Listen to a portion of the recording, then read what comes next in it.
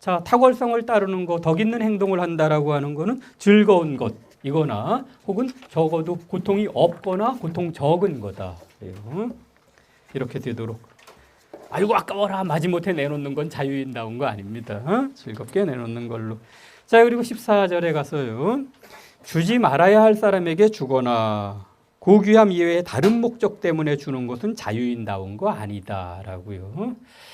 여기 서양 사람들이 저 기부를 하면서도 상대방이 돈을 제대로 쓰는지 감시를 철저히 하는 그런 사람들이 있어요. 그래서요, 가만히 있어봐라. 무슨 이타주의자였나? 요새 괜찮은 책이 또 나와 있습니다. 이 저기 기부금 모으는 단체들이 돈을 제대로 쓰는지 감시해가지고 그거 다 인터넷에 올려놓은 사람들이 있어요. 그래서 여러 가지 책들이 좀 나와 있습니다. 인터넷 저기 길거리에서 모금하고 그러는데 거기 저 자기네 운영비로 얼마나 쓰는지, 얼마나 실질적으로 사람들에게 돌아가는지 그런 거 한번 보세요. 그래요.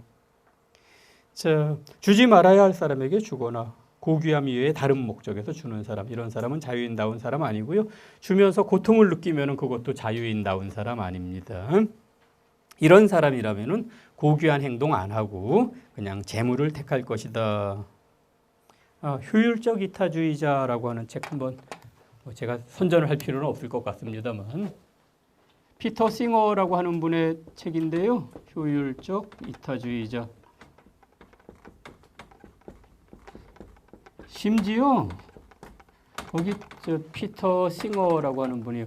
이분은 주로 저 채식주의에 대해서 글을 쓰시는 분인데 철학과 선생이에요. 그런데 자기 제자 중에 굉장히 뛰어난 학생이 있어가지고 상도 많이 받고 그냥 두면은 금방 좋은 대학의 철학 교수 될 수 있을 것 같은데 이 친구가 가만히 생각해 보더니 자기가 차라리 증권회사에 가서 돈을 벌어가지고 기부하는 게 사람들에게 더 많이 이익을 주는 길 가겠 그런 것 같다고 철학 교수의 길을 가지 않고 증권가로 뛰어든 사람도 맨 앞에 얘기해요. 그리고 그와 비슷한 종류의 사람들이 여러 단체 각각의 당신네는 돈을 어떻게 쓰십니까? 그러면 막 활짝 웃고 있는 제3세계 어린이들 사진 같은 거만 갖다 주는데 다 따져보면 의외로 돈 제대로 안 쓰는 데가 많답니다. 그래서 그거 다 조사해가지고 인터넷에 올려놨어요. 어디는 회계의 투명성이 떨어지고 어디는 운영비를 너무 많이 쓰고 이런 것들 다 인터넷에 있습니다. 그런 거예요. 아마 옛날부터 이런 것들을 읽어가지고 아마 저런 발상들이 나왔을 거예요. 자, 그리고 15절에 자유인다운 사람은 받지 않아야 할 곳에서는 또 받지 않아요. 자, 이렇게 어디서나 막 받는 사람은 재물을 대수롭게 여기지 않는 그런 사람 아니라고. 여기 자유인다운 사람은 재물에다가 큰 가치를 두지 않기 때문에 아무 데서나 받지 않습니다. 그럼 뭐 대단하다고 저걸 받아. 그래요. 그리고 16절에 가서 자유인다운 사람은 다른 사람에게 달라고 청하지도 않는다. 쉽게 받는 것은 남에게 잘해주는 사람이 할 일이 아니다 라고 그려놨네요. 자, 17절에 그렇지만 마땅히 받아야 할 곳에서는 마치 그냥 자기 건처럼 달라고 그래요. 마땅히 받아야 되는데요. 이게 고귀해서라기보다는 남에게 주려면 어딘가 들어와야 되죠. 어디선가 들어와야 하니까 반드시 필요해서 그런 겁니다. 그리고 이런 사람은 자기의 소유물을 이거 가지고 남을 도와야 되니까 함부로 쓰지를 않아요. 평소에는 아끼고 쓰다가 그런 사람들이 있어요. 자기는 그냥 뭐 낡은 옷이나 신발 같은 거 낡은 거 있으면서 이렇게 챙겨놨다가 남들 주는 분들이 있어요. 근데 또 가족에게 너무 그러면 또 가족이 고통스러워요. 가장이 너무 주는데 재미가 들려가지고 막 애들도 돌보지 않고 그러면서 그냥 또 주는 분들도 있어요. 뭐 적절한 수준에서 우리 절제해야 됩니다. 그것도. 자, 그리고 이런 사람은 아무에게나 주지 않는다. 아까 효율적 이타주의자 같이 이렇게 하고요. 그리고 그렇지만서도 이런 사람도 이따금 지나칠 수가 있는데 주는 데서 지나치다라는 게 이런 사람들이 할 수 있는 실수의 전형적인 거다라고 그래놨어요. 그래서 하다가 보면 남 주다가 보면 자기에게 적은 것밖에 남지 않아요. 그래서 자기를 잘 돌보지 않는 것, 이것이 자유인다운 사람의 특징이다라고요. 자, 그런데 그러려면 돈이 많아야지라고 생각하실지 모르겠지만 19절에 가서 자유인답다라는 걸 평가할 때 남에게 돈을 얼마나 줬는지 그 분량보다는 자기 재산의 몇 % 정도나 줬는지 이런 게 중요한 거다. 돈 아주 없는 사람이라면 적게 주더라도 그런 사람 자유인다운 사람이다라는 겁니다. 그래요. 적은 양을 주더라도 자기 재산이 적은데 거기서 준 거라면 이 사람은 재산 많은 데서 조금 띄워준 사람보다도 오히려 더 자유인다운 걸로 그렇게 할 수 있다. 그리고요, 20절에 가서 오늘날의 우리와는 조금 다른 기준이 있어요. 재산을 직접 모은 사람보다는 물려받은 사람이 더 자유인답기 쉽다라고요. 왜냐하면 여기 플라톤의 국가 맨 앞에도 나와요. 거기 소크라테스가 어떤 노인 만나가지고 선생님은 재산을 물려받으셨습니까? 자수성가하셨습니까? 그러니까 그건 왜 묻소? 그러니까 대개 자수성가한 양반들이 자기가 대단한 일을 이뤘다고 생각을 해가지고 돈 얘기밖에 안 한대요. 그런데 당신은 조금 느긋한 태도를 취하는 것 같다고. 그러니까 나는 우리 아버지보다는 낫고 우리 할아버지보다는 못하다고. 할아버지가 엄청난 재산을 일궈서 아버지에게 물려줬는데 아버지가 많이 날린 거를 내가 복구를 좀 하긴 했는데 할아버지만큼은 못 갔다라고. 더러는 물려받고 더러는 자수성가한 그런 분이에요. 옛날에 이 귀족들이 쭉 재반 재산 물려오는 게 있어가지고 저 졸부보다는 조금 뭐랄까 뼈대 있는 재산 이런 거를 중시했습니다. 어느 사회에서나 상인들은 약간씩 의심을 받았는데요. 그 재산이 근거 없는 재산이라고 하는 거예요. 토지에 기반을 둔 오래 물려온 재산 아니라고 해서 그런 겁니다. 여기에도 플라톤의 국가 1권에 나오는 것 같은 말이 여기 나와 있네요. 그래요. 물려받은 사람, 이런 사람이 더 자유인답다. 이 사람들은 궁핍해 본 적이 없으니까. 이거 좋은 점도 있어요. 어렸을 때 유복하게 산 사람은 일시적으로 어려움이 닥쳐도 뭐 앞으로 또 유복해 주겠지 뭐 그러면서 좀 낙관적으로 삽니다. 어렸을 때 너무 어려웠던 사람은 좀 잘 살게 돼도 언제 또 그때가 돌아올지 몰라 그래갖고 안 내놓기 때문에 인색해질 수도 있어요. 뭐 사람마다 다릅니다만 여기 이렇게. 자, 그래서 여기 그 얘기 나오잖아요. 부모들도 자기 자식을 대할 때 우와 내 자식이 최고야 이렇게 하는 것처럼 시인들이 자기 작품을 대할 때도 역시 내 시가 최고야. 여러분 주변에 시인들 있으세요? 시인 친구? 시인 친구 대접하기 굉장히 힘들어요. 막 으스대다가 막 징징대다가 으스대다가 징징대다가 그래요. 아니 으스대려면 계속 으스대든지 징징대려면 계속 징징대든지 막 자기가 세계에서 제일 잘난 것처럼 막 그러다가 이거 해달라고 저거 해달라고 굉장히 또 징징대요. 그래요. 왜 이렇게 일관성이 없을까 생각했는데 가만히 보니까 일관되게 어린애 같은 것 같아요. 그렇죠? 애들이 그러잖아요. 으스대다 징징대다가. 죄송합니다. 좋은 시인들은 안 그러시겠죠. 제가 아주 좋은 시인을 못 만난 모양이에요. 시인들이 자기 작품을 대할 때처럼 사람들은 자기가 이룩한 것을 더 많이 사랑한다. 그래요. 그래서 재산을 물려받은 사람은 자기가 이룩한 거 아니니까 집착이 적다라고 이렇게 얘기하는 겁니다.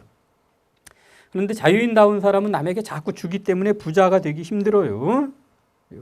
자, 이런 사람은 재물을 잘 받거나 잘 지키는 사람 아니라 잘 쓰는 사람이다. 재물을 그 자체로 가치 있다라고 여기지 않고 남에게 줄 수 있는 수단이기 때문에 가치 있다라고 생각한다. 좋은 말이죠? 열심히 돈을 모으는데 남 주기 위해서 모으는 겁니다. 왜냐하면 재산의 본질은 소유에 있는 게 아니라 사용에 있기 때문에. 근데 그 최현국 선생님이 언젠가 그런 말씀하시더라고요. 사람들이 돈 쓰는 재미 얘기하는데 돈 버는 재미를 이길 수 있는 게 없다고. 사람들이 돈 버는 재미 한번 맛들이면요 법이고 도덕이고 없대요. 바로 이게 뭐 양을 99마리 가진 사람이 한 마리 가진 거 뺏어가지고 100마리 채운다고 그 얘기입니다.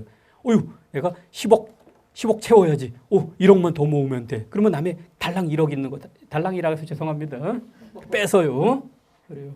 돈 버는 재미가 통장에 숫자 늘어나는 게 그렇게 재밌대요. 근데 사실 여러분 저기 바닷가에 가가지고요 무슨 고동 같은 거 잡으면 이렇게 쪼그리고 앉아서 좀 잡으면 고동 많은 데서 뭐 1시간에 한 바가지 잡을 수 있어요. 그런데 그 별것도 아닌데 그렇게 재밌어요. 하나씩 잡으면은. 그러니까 아마 돈 모으는 것도 그런 걸 거예요. 제가 돈을 많이 모아본 적이 없어가지고 잘은 모릅니다만. 자, 그래서 21절에 가서 이런 사람, 자유인다운 사람은 부를 누릴 자격이 가장 많은데도 사실은 가장 적은 부를 누리고 있다. 그래서 저 사람은 운이 좀 안 좋네라고 사람들이 그렇게 평가하기도 한다. 이 사람은 재산을 가지려고 애쓰는 사람이 아니어서 많이 가질 수가 없다라고요. 자, 어쨌든 22절에 가서 이런 사람은 마땅치 않은 사람에게 마땅치 않은 때에 주지는 않는다. 이렇게 행동하는 거는 아무나 막 주고 아무 때나 막 주고 이런 거는 자유인답게 행동하는 게 아니다. 이렇게 다 써버리면은 마땅히 써야 할 일에 쓰지 못한다라고요. 평소에 아껴놔야지 아무나 막 주다 보면 나중에 정말 써야 될 때 못 써요. 옛날에 제 친구 중에 하나가 주식 투자를 시작을 했더니 저기 금융감독원에 있는 다른 친구한테 조언을 구했어요. 그랬더니 그 친구가 절대로 그냥 있는 돈만 가지고 투자하고 빌려서는 하지 말라 그러면서 그거 말고도 현금을 나 돈이 충분히 있으니까라고 해가지고 그걸로 다 사지 말고 조금은 남겨놔야지 나중에 좋은 거 나왔을 때 살 수 있다고 그런 얘기 하더라고요. 그거하고 좀 비슷하게 있다고 다 쓰면은 꼭 이 사람한테는 꼭 도와줘야 되는데 싶을 때 못 쓰는 수가 있어요. 그러니까 지금 주식 투자하는 거하고 똑같은 건 아닙니다만 약간 비슷해서 한번 얘기해 봤습니다. 그래요.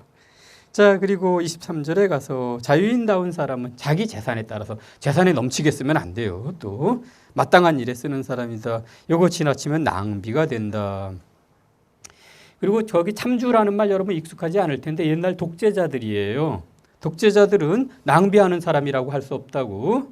그 사람은 아무리 돈을 써도 남한테 뺏어오면 되니까 이런 사람은 그 돈 쓰는 게 자기 소유를 넘어갈 수 없어요. 그래서 잠깐 참주 얘기도 해놨습니다. 우리하고는 관련이 없어요. 24절에 가서 자유인다운 사람은 큰 일이건 작은 일이건 마땅한 일에 마땅한 만큼 즐겁게 준다. 앞에 했던 얘기 조금 요약한 거고요. 그리고 마땅히 받을 곳에서 마땅한 만큼만 받는다. 이 탁월함은 주는 일과 받는 일 양쪽에 관련되어 있는 중용이다. 제대로 받는 것은 제대로 주는 것에 따라 붙고 제대로 받아야지 제대로 줄 수가 있습니다. 옳지 않게 받는 것은 제대로 주지 않는 일에 따라 붙는다. 그래요. 요게 두 개가 묶여가지고 같이 다닌다라고요. 옳지 않게 받은 사람 이거 뇌물 받아가지고서 그걸로 옳게 쓰면 되잖아. 이렇게 말하는 사람들인데 그렇게 잘 안 된다고 여기 얘기하는 거예요. 근데 그런 경우도 있어요. 지금은 안 그렇겠지만서도 주변에서 다들 뒷돈들을 받아가지고 자기만 안 받는다 그러기가 굉장히 곤란한 상황으로 안 받겠다 그랬더니 주변 사람들이 이상한 시선으로 너만 깨끗하냐고 그런 적도 있다고. 저는 그런 상황에 처해 본 적이 없습니다만 그렇게 되면은 이걸 받아가지고 어디다가 다른 데 기부하면 안 될까 그런 생각도 해봤는데 여기 아리스토텔레스 선생님은 그거 안 된다고 써놨네요. 그래요.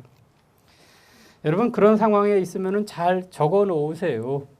나중에라도 어쩔 수 없이 막 상부의 압력이나 이런 것 때문에 어떤 나쁜 일에 휘말려 들어가는 경우가 있는데 나는 회의할 때도 반대했고 경고했다라고 그거를 일지를 쭉 적어 놓으면 나중에라도 면책이 되는 수가 있습니다. 그래요.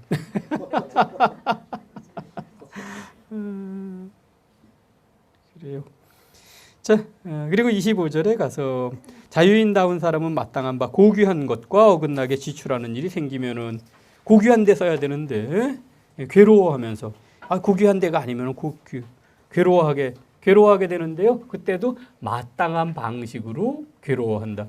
그거 마땅한 거 어떻게 알아? 이런 데 필요한 게 실천적인 지혜인 거예요. 그래서 아리스토텔레스는 실천적인 지혜 굉장히 중시합니다. 자, 그리고 26절에 가서 이렇게 자유인다운 사람은 재물과 관련된 한 우리가 상대하기가 쉽다. 관대하고 나쁜 거는 안 받고 돈을 적절히 잘 쓰기 때문에 그래요. 27절에 가서 또 한번 이런 사람은 재물을 대수롭지 않게 여긴다. 그리고 이따금 잘못 쓰는 경우도 있는데 내가 그때 잘못 썼네. 그리고 괴로워하기보다는 내가 저기다 꼭 줘야 되는데 못 줬네 라는 걸 안타깝게 생각한다고요. 실수는 누구나 조금씩은 해요. 근데 잘못 주는 경우도 있는데 그것보다는 잘못 줘서 막 후회하는 것보다는 꼭 줘야 되는데 내가 못 줘서 괴롭네. 이런 경우 더 안타까워한다. 그래서 이 사람은 이따금 부정의를 당할 수 있는 사람이다. 자기가 받는 것보다도 더 많이 남에게 주거나 그렇기 때문에 사기 당하기 좀 쉽죠. 그래요. 이런 사람은 사업하면 좀 곤란한데 가족들이 매우 피곤해요. 자, 그래요. 28절에 가서 낭비하는 자들은 이런 면에서도 잘못을 저지르는데 그들은 마땅한 것에서 마땅한 방식으로 즐거워하거나 괴로워하는 사람들 아니다라고요. 지금 중용은 앞에 얘기했고요. 지금 이제 낭비라는 쪽에 그리고 저 밑에 가서 인색에 대해서 얘기할 거예요. 낭비라는 쪽을 얘기하고 있습니다. 29절 낭비는 주는 것과 받지 않는 것에 있어서는 지나치고 너무 많이 주고 너무 덜 받는 거 그게 낭비입니다. 너무 남에게 많이 줘요. 너무 안 받아요. 이런 면에서 지나치고 받는다는 면에서는 모자라는 사람이다. 인색이라고 하는 것은 주는 데 있어서는 모자라고 남에게 조금밖에 안 줍니다. 받는 것은 지나치게 받는 거. 이게 인색하는 걸로 돼 있어요. 그런데 지금 내가 여기서 얘기하는 건 작은 돈과 관련된 거다. 돈 크게 쓰는 건요. 통이 크다라 그래갖고 따로 해놨는데 여기 굉장히 부자가 와 계실지도 모르지만은 저희와는 별로 상관없는 것 같아서 제가 뺐습니다. 거기에 국가를 위해서 군함을 산다든지 신전을 지어 바친다든지 이런 건데 여러분 그만큼 돈 내실 수 있으세요? 그래요. 그래서 좀 뺐어요. 그래요. 그러니까 양해하시기 바랍니다. 우리 일상에서 그냥 자기 생활비 쓰고 남에게 어디 조금씩 기부하거나 어려운 사람 있을 때마다 조금씩 도와주거나 뭐 이 정도 그 얘기를 지금 하고 싶어서 그랬습니다. 자, 30장에 가서 낭비의 특징은 서로 잘 묶이지 않는다. 낭비는 그 너무 많이 지출이 너무 큰 거죠. 들어오는 거에 비해서. 그런데 나가는 게 많으면 들어오는 게 적은데 나가는 게 많으면 그거 계속 유지할 수가 없잖아요. 그래요. 아무 데서도 받지 않으면서 모든 사람에게 준다는 거는 쉽지 않은 일이어서 그렇다. 그래서 보통 사람들이라면요. 남에게 막 주다가 재산이 모자라게 되면은 그때는 조금 이제 좀 자제하게 돼요. 어쨌든 낭비적인 걸로 보이는 사람들, 이런 사람들. 그 들어오는 건 적은데 막 주는 사람들입니다. 그래도 31절에 가서 이런 사람이 좀 낫다고요. 인색한 사람보다는 낫다. 나이도 조금 먹어가고 조금씩 어려워지면은 쉽게 치료가 된다. 너무 많이 주는 거는 자제할 수가 있어요. 그러면 중간에 다다를 수 있습니다.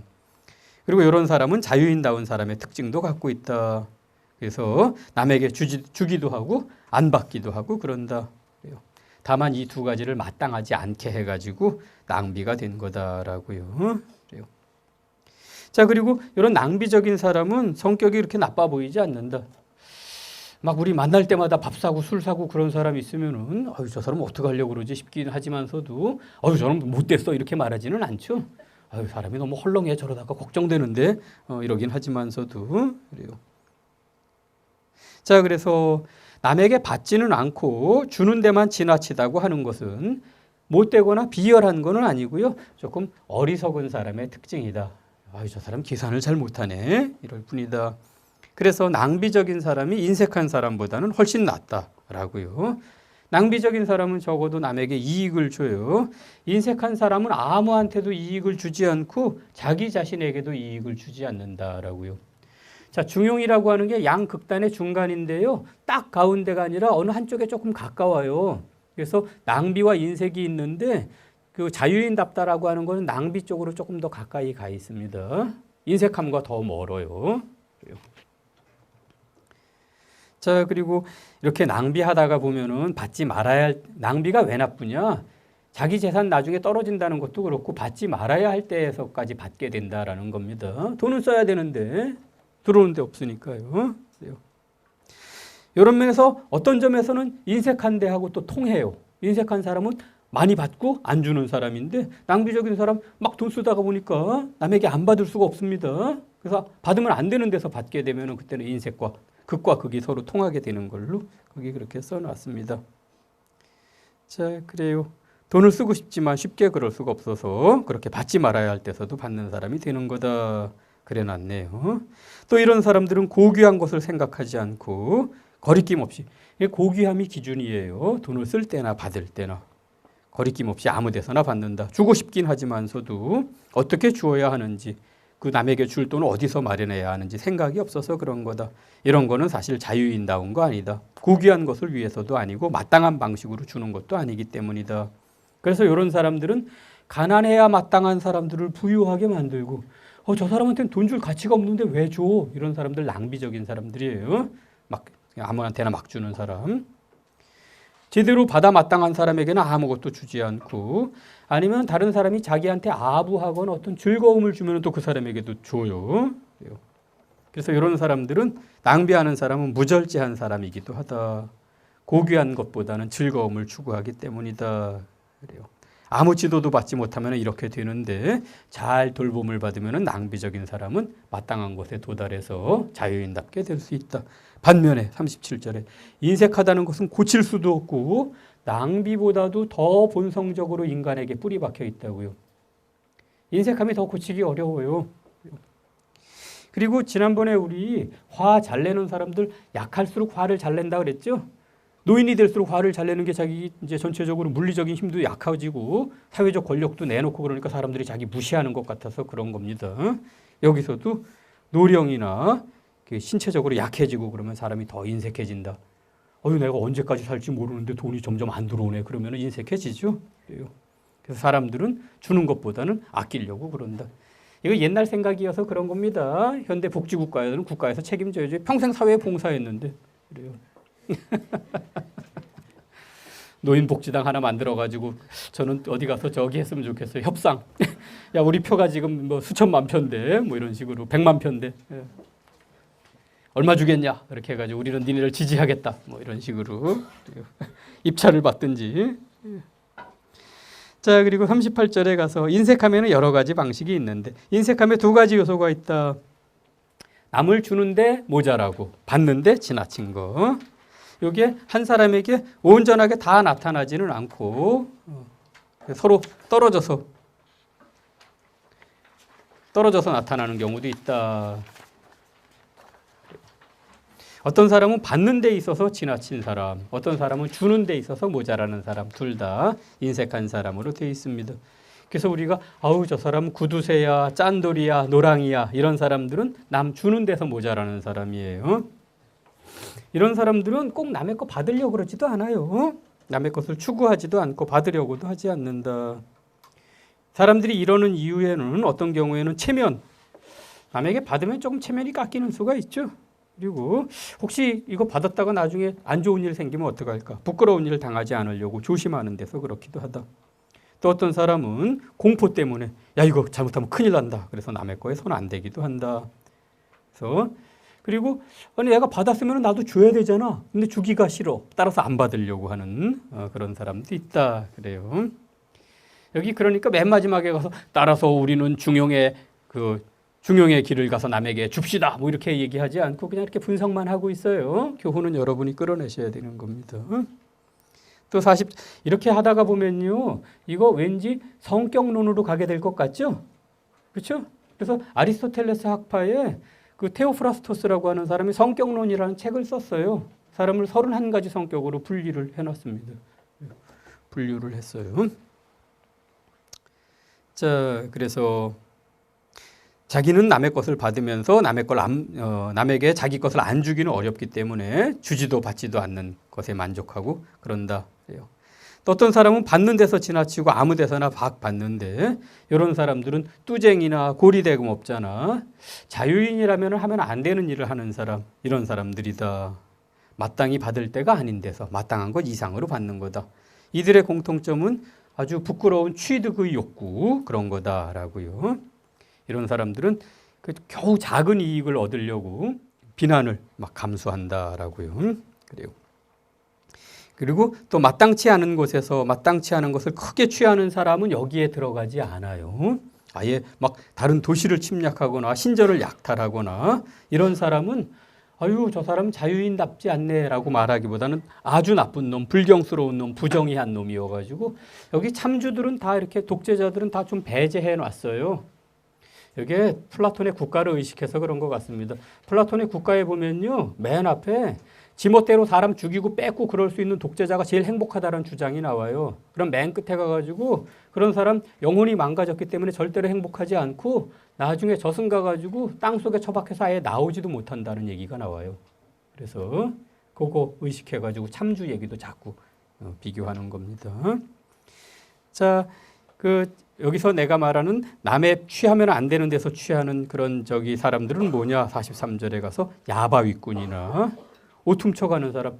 옛날에 욕실 공중 목욕탕 같은 데서 옷 많이 훔쳐갔어요. 지금도 근래 어떤 분 글 봤더니 자기 저녁 늦게 목욕탕에 갔다가 어떤 처자하고 자기만 여자분이 글 썼는데 둘만 있었는데 잠깐 안에 들어갔다 온 사이에 자기 뭐 팔찌하고 반지 같은 거 다 없어졌더라고.